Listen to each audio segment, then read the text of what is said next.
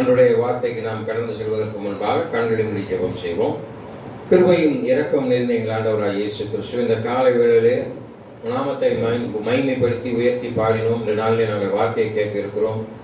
ஆண்டவர் அடியானை மறைத்து பரிசுத்த ஆவியினால் ஏவப்பட்டு பிரசங்கம் பண்ண இருக்கிற தேவ வார்த்தை ஒளிபெருக்கி மூலமாய் ஆலயத்துக்குள்ளாக அமர்ந்திருக்கிற பிள்ளைகளுக்கு மாத்திரமல்ல, ஆலயத்துக்கு வெளியே நின்று கேட்டுக்கொண்டிருக்கிற ஒவ்வொரு தேவ பிள்ளைகளுக்கும் இது மிகுந்த ஆசீர்வாதமாய் மாற்றித் தர வேண்டும் என்று மீட்பரும் இரட்சகருமாய் இருக்கிற இயேசு கிறிஸ்துவின் நாமத்தில் வேண்டுகிறேன் பிதாவே, ஆமென்.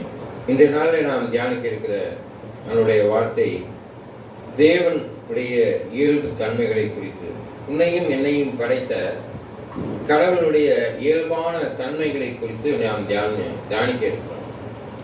நம்ம எல்லாத்துக்கும் தெரியும், பிதா, குமாரன், பரிசுத்த ஆவியானவர் என்று சொல்லி 3 வகையான காரியத்தை நாம் தியானிக்க இருக்கிறோம். மூவருமே ஒருவராக இருக்கிறார்கள் என்று சொல்லியிருக்கிறது.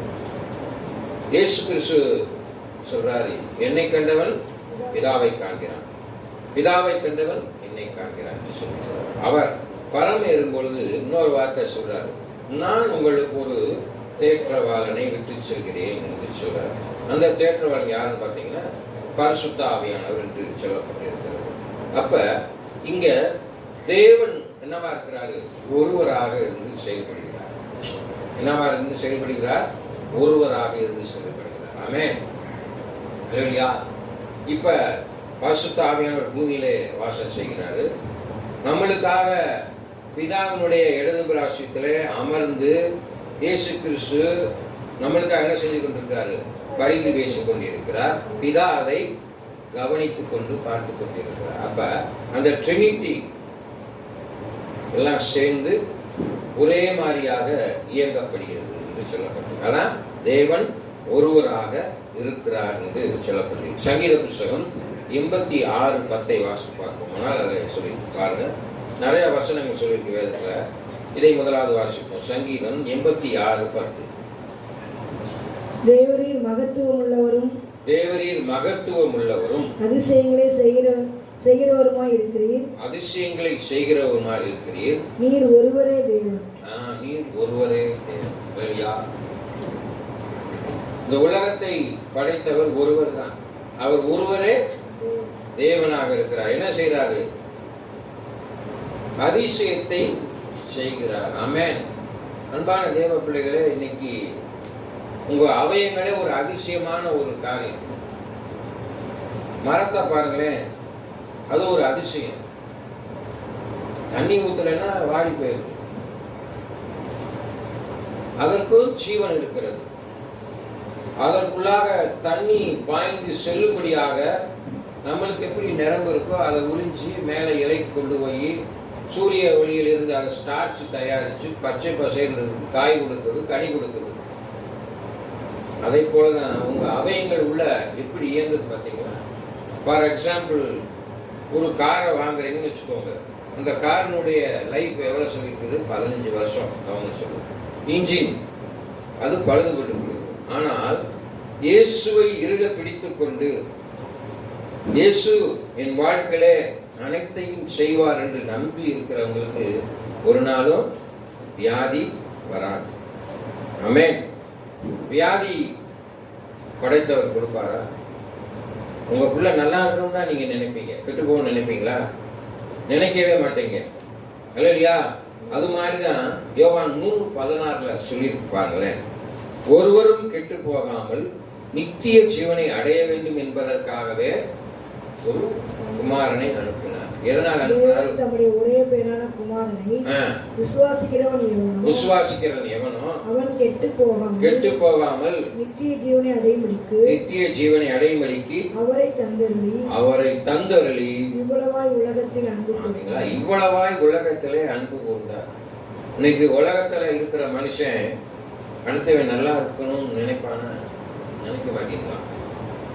ஒருத்தர் நல்லா உயர்ந்து வந்துட்டான், நல்லா முன்னேறிட்டான் அப்படின்னா அவன் எப்படி வந்தான், அவன் என்ன ப்ராடு பண்ணானோ அப்படி சொல்லி பொல்லாத சிந்தனை தான் கொண்டவர்களாக இருக்கிறார். மனிதனுடைய வாழ்வில் முயற்சி பண்ணி அவன் கஷ்டப்பட்டு வாழ்க்கையில முன்னேறி வரத யாருமே என்கரேஜ் பண்றது கிடையாது. பொறாமை படத்தை செய்யறான். இன்னைக்கு அல்லையா? என்ன செய்யறான்? பொறாமை தான் கொண்டு இருக்கிறான். ஒரு வேலை ஸ்தலங்களில் இருக்கிறீங்க, உங்க கடின உழைப்பினாலே வருஷத்துல ப்ரொமோஷன் ஆகுறீங்கன்னு வச்சுக்கோங்க. கூட இருக்க என்ன நினைப்பான் அவங்களோட, அவன் சரி சூப்பர் நல்லா அப்படின்னு நான் நினைப்பேன். ஒரு சில பேர் வேணா நினைக்கலாம். ஆனால் இந்த 99% மனுஷன் என்ன நினைப்பான், நம்மளுக்கு விரோதமாக தான் நினைப்பான். ஆனால் கடவுள் ஒரு நாளும் உங்களுக்கு விரோதமாய் நினைப்பதில்லை, பேசுவதில்லை. ஏன்னா அவர் உங்க மீது அன்பு கொண்டிருக்கிறார். எப்படி உங்க பிள்ளை மீது அன்பு வச்சிருக்கிறீங்களோ, உங்க பிள்ளை கீழே விழுந்தோடனே துடிச்சு போய் தூக்குறீங்க. துடிச்சு போய் என்ன செய்யறோம், தூக்கிடுறோம். டக்குன்னு போய் ஓடி போய் தூக்குறோம். தூக்குறோமா இல்லையா? என்னங்க ஆமா அவங்க இல்லைன்னு சொல்லுங்க. தூக்குறீங்க. ஏன் தூக்குறீங்க?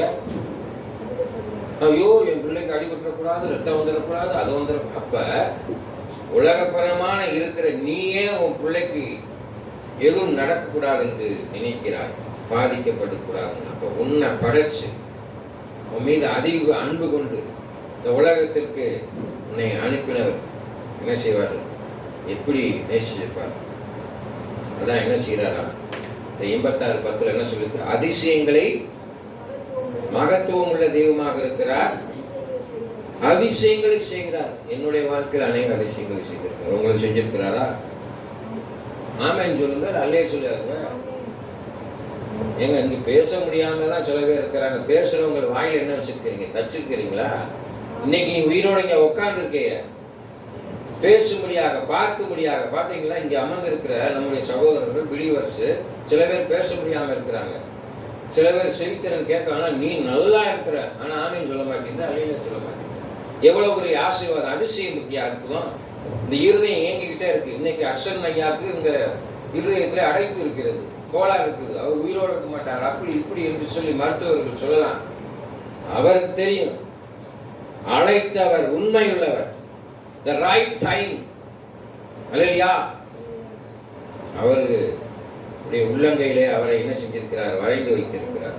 மரணம் யாருடைய கரத்துல இருக்குது? கடவுளுடைய கரத்துல. நீ என்ன சொல்றது, நான் என்ன சொல்றது? கடவுளுடைய கரத்துல இருக்கு. அல்லேலூயா. நல்லா இன்னைக்கு உங்களுக்கு சொல்லித்தரேன், கேட்போங்க. வானத்தில் இருந்து பிதாவினுடைய இதுல இருந்து முதல்ல செய்தி என்ன வந்துச்சு சொல்லுங்க பார்க்கலாம். யாராவது சொல்ல முடியுமா? முதல் ஒரு நற்செய்தி, பயப்படாதே, டோன்ட் பி அஃப்ரைட். எங்க சொல்றாரு, எங்க சொல்றாரு? இப்படின்னா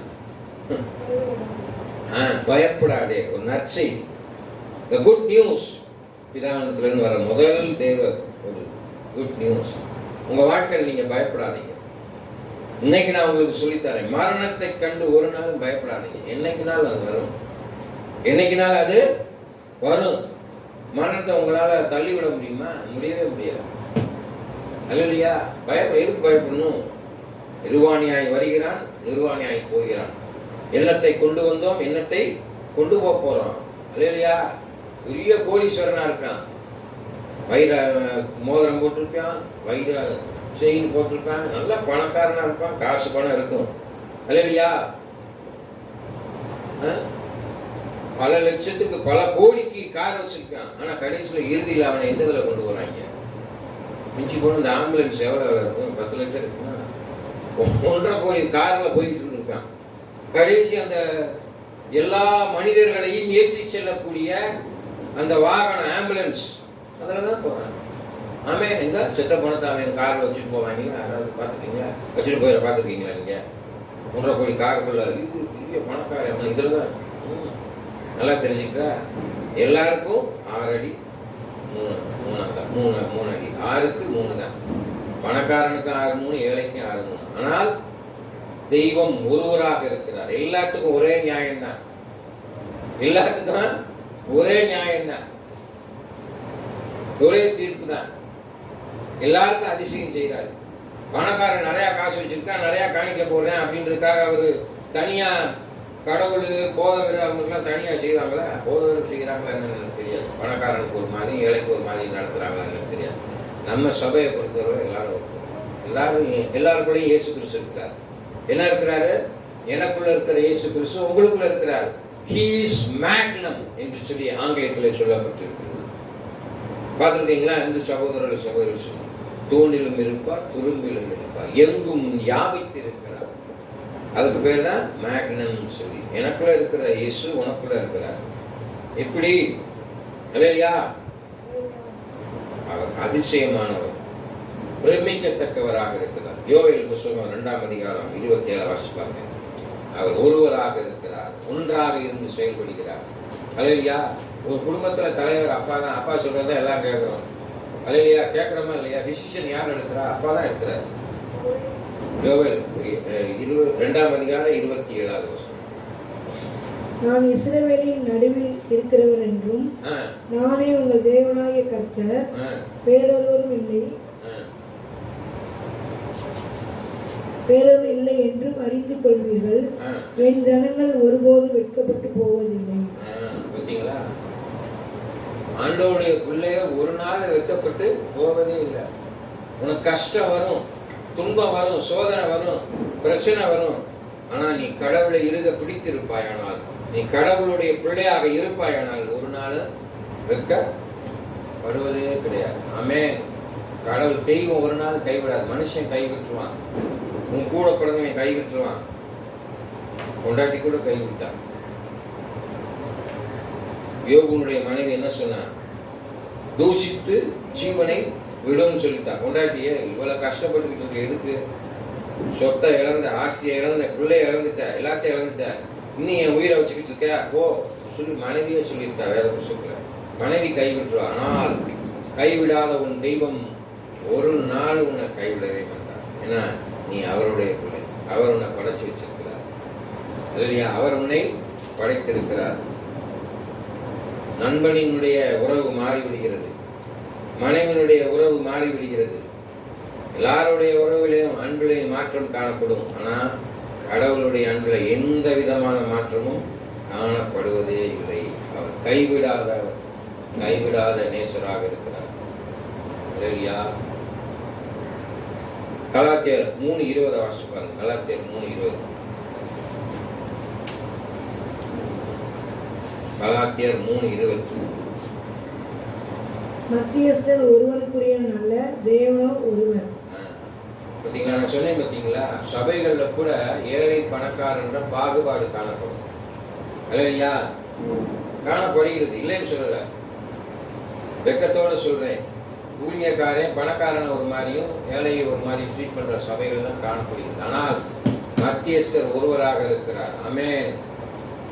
நான் அடிக்கடி பிரசங்கத்துல சொல்றது, இன்னைக்கு நான் அந்த பார்த்து கொண்டு இருக்க ஒவ்வொரு தேவ பிள்ளைகளையும் இந்த யூடியூப்ல பார்க்குற ஊழியராக பார்க்கலாம், ஊழியர்காரர்கள் பார்க்கலாம். நான் உங்களுக்கு சொல்லி எச்சரிக்கையாக சொல்லியிருக்கிற காரியம் வாசிப்பாருங்க. 2 தீமோத்தேயு புத்தகம் 2ஆம் அதிகாரம் 15வது வசனம். போதவர்களுக்கு நான் உங்களை எச்சரித்து சொல்லக்கூடிய ஒரு வசனம் வேத புத்தகத்தில் இருக்க காரியம். என்னை போன்ற ஆண்டவருடைய திருப்பணியை செய்கிற ஊழியக்காரர்களே, நீ வெட்கப்படாத ஊழியக்காரனாய் சத்திய வசனத்தை நிதானமாய் பகுத்து போதிக்கிறவனாகவும் உன்னை தேவனுக்கு முன்பாக உத்தமனாக நிறுத்தும்படியாக ஜாக்கிரதை உள்ளவனாக இரு. ரொம்ப கவனமா இருக்கணும். அவனுடைய வார்த்தையை சொல்ற நீ மிகவும் கவனம் உள்ளமாக இருக்கணும். வார்த்தையை சரியா சொல்லு. வேத புத்தகத்தில் இருக்க வார்த்தையை கூட்டவோ குறைக்கவோ முடியாது. அல்லேலூயா. அப்படி நாம் நம்மளுக்கு ஏற்ற மாதிரி, ஜனங்களுக்கு ஏற்ற மாதிரி பிரசங்கம் பண்ணுவோமானால் என்னது ஆக்கினி தீர்ப்பு எப்படி இருக்கும்? பயங்கரமா இருக்கும்.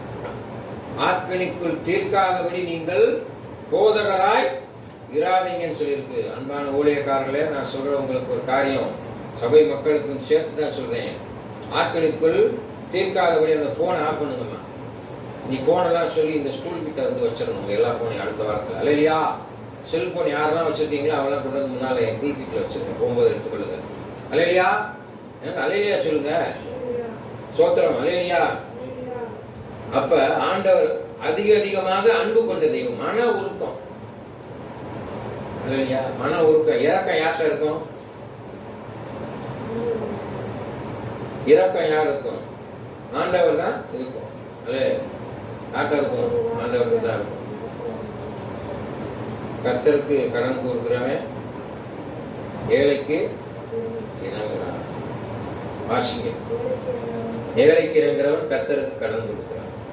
யோவான் புத்தகம் 4:2 சொல்லியிருக்கு.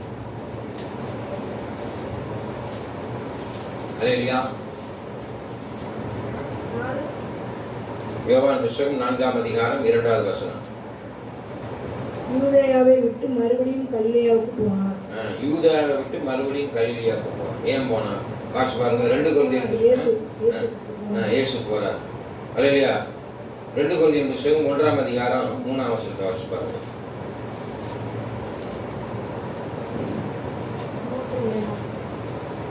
நீங்க என்ன வாசித்தீங்க? யோனா சொன்னீங்க. மன்னிக்கும். யோனா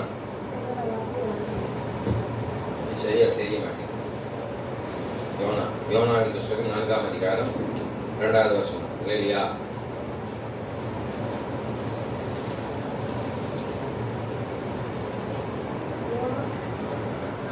நான்காம் அதிகாரம் 2வது வசனம். கர்த்தரை நோக்கி விண்ணப்பம் பண்ணி கர்த்தாவே நான் என் தேசத்தில் இருக்கும் போதே இதை நான் சொல்லவில்லையா? இது நிமித்தமே நான் முன்னமே தர்சீசுக்கு ஓடி போனேன். நீர் இரக்கமும் மன உருக்கமும் நீடிய சாந்தமும் மிகுந்த கிருபை உள்ளவரும் தீங்குக்கு மனசாபடுகிறவருமான தேவன் என்று அறிவேன். இதே வசனம் எங்க வரும்னு தெரியுமா? இறக்கமும் மனதுருக்கமும் தீங்குக்கும் மனசா. யோவேல் புத்தகம் 2ஆம் அதிகாரத்தில் இருக்குது. 13:2 இருக்குது. 2:13 யோவேல் 2:13 நினைக்கிறேன். 2ஆம் அதிகாரம் 13ஆம் வசனத்துல தீங்குக்கு மனசாகப்படுகிறார். இறக்கமும் மனதுருக்கமும் இருக்குது. வாசிங்க அந்த வசனத்தை வாசிங்க. உங்கள் வஸ்திரங்கள் அல்ல, உங்கள் இருதயங்களை பிடித்துக் கொண்டு ஆண்டவரிடத்தில் திரும்புங்கள். அவர் இரக்கமும் மனதுருக்கமும் நீடிய சாந்தமும் தயவும் கிருபையும் உள்ளவராக இருக்கிறார். ஆனாலும் தீங்குக்கு மனசாகப்படுகிறார். பார்த்தீங்களா? அவர் தீங்குக்கு மனசாகப்படுகிறார். அவர் இரக்கம் உள்ளவராக இருக்கிறார். அவர் இரக்கம். சில பேர் பார்த்துருக்கீங்களா? மரணம் தருவாயில இருக்கும் பொழுது நம்ம சில சமயம் என்ன செய்வோம்னா, தேவ சித்தத்துக்கு ஒப்பு கொடுக்காம ஆண்டவரே என் புருஷனுக்கு உயிரை கொடு, என் பிள்ளைக்கு உயிரை கொடு, என் மனைவிக்கு உயிரை கொடுன்னு சொல்லி முட்டாள்தனமா கேட்போம். இல்லையா? எப்படி ஜெபம் பண்ணணும்? ஆண்டவரே, தேவ சித்தத்திற்கு என் கணவரை ஒப்பு கொடுக்கிறேன், தேவ சித்தத்திற்கு என் மகனை ஒப்பு கொடுக்கிறேன், தேவ சித்தத்திற்கு என் மனைவியை ஒப்பு கொடுக்கிறேன். தேவ சித்தம் இல்லாமல் ஒண்ணுமே செய்ய முடியாது. தேவ சித்தம் தான் நம்முடைய வாழ்க்கையில நிறைவேற வேண்டும். வாசிங்க. நித்தியமானவராக இருக்கிறார். என்னவா இருக்கிறாரா? நித்தியமான. 2 பேர் 3:8. நித்தியம் என்ன? அழியாதவராக, காலகாலமாக இருக்கிறவராக இருக்கிறார். ஆதியில வார்த்தை இருந்தது, அந்த வார்த்தை தேவனிடத்துல இருந்தது. 2025 வருடங்களுக்கு அதுக்கு முன்னால் எத்தனையோ வருஷம் இருக்குது. அப்பதான் பிதாவான இந்த உலகத்தை உருவாக்கின நாள் முதல் இருக்கிறார், இப்ப வரைக்கும் இருக்கிறார். பிரியமானவர்களே, கர்த்தருக்கு ஒரு நாள் 1000 வருஷம் போலவும், கர்த்தருக்கு ஒரு நாள் 1000 வருஷம் மாதிரியா? 1000 வருஷம் ஒரு நாள் போலவும் இருக்கிறது. 1000 வருஷம் ஒரு நாள் போல இருக்கான் இருக்கிறது என்கிற இந்த ஒரு காரியத்தை நீங்கள் அறியாதிருக்க வேண்டாம். நீங்க அறியாம, அதனால அவருடைய வாழ்வு நித்தியமாக இருக்கு. நம்முடைய ஆயுசு நாட்கள் எவ்வளவு? வெள்ளத்தின் மிகுதியால் 80 வயசு, சில பேர் 100 வயசுல இருக்காங்க. அல்லையா? ஆனா கடவுளுக்கு 100 நாளா, ஒரு நாள் 1000 மாதிரி, 1000 வருஷம் ஒரு நாள் மாதிரி. அப்ப யோசிச்சு பாருங்க. விளங்குதா நான் சொல்றது? நம்ம இந்த ஒரு நாள் கடக்கிறது பிதாவானவருக்கு 1000 வருஷம் கடந்தா ஒரு நாள் மாதிரினா அப்ப பார்த்துக்கோங்களேன். அவர் நித்தியமாக ஆதி முதல இருக்கக்கூடிய தெய்வமாக இருக்கிறார், நித்தியமானவராக இருக்கிறார். அதனாலதான் சொல்றார் சங்கீத புஸ்தகம் 139:14 நினைக்கிறேன்.